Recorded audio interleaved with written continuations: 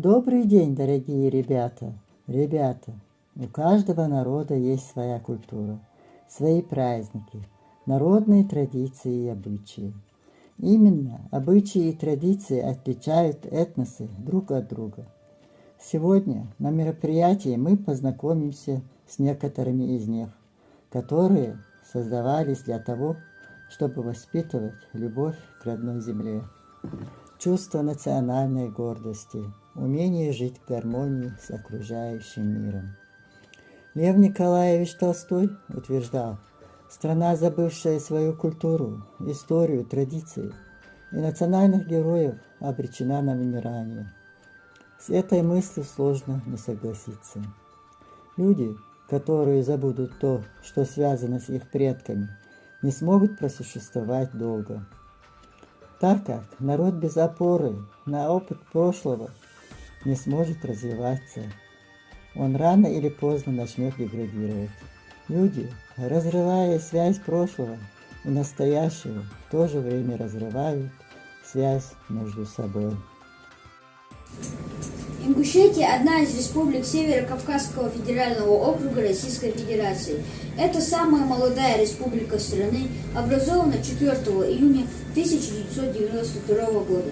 В августе 1994 года Ингушская республика получила собственные государственные символы, наряды с гимном и флагом, был утвержден и герб Ингушетии. Красное солнце, украшающее флаг нашей Ингушетии, освещает нам дорогу в жизнь. Гордый орел, поддерживающий хрупкую башню на гербе Ингушетии, помогает нам добиваться успехов.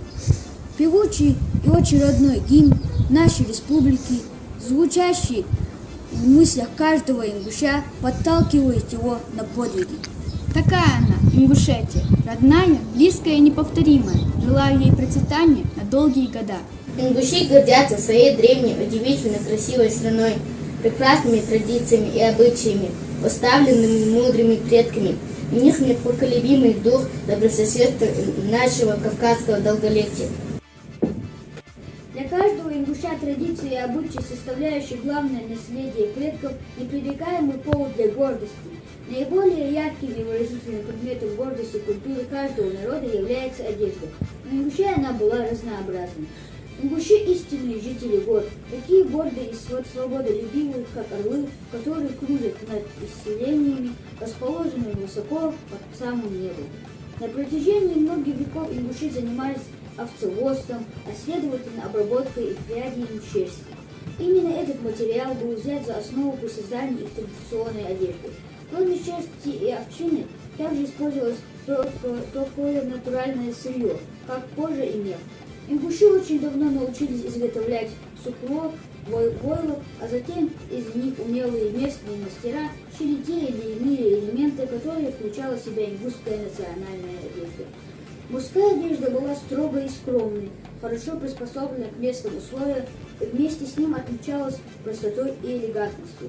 Основными элементами мужского костюма была рубаха, штаны, бешмет, черкеска, головной убор, обувь и оружие. Бешмет был повседневной одеждой. Черкеску одевали в тех случаях, когда шли в гости на вечеринку, мечеть, сельские сходы.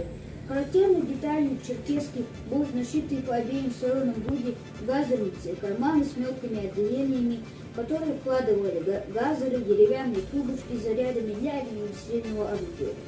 В качестве головного убора ингуши зимой носили шапку, алтарки, летом шляпу, мангалки. Примерной одеждой женщин были платья, рубаха, плащ и надевающие под нее штаны, шарбы.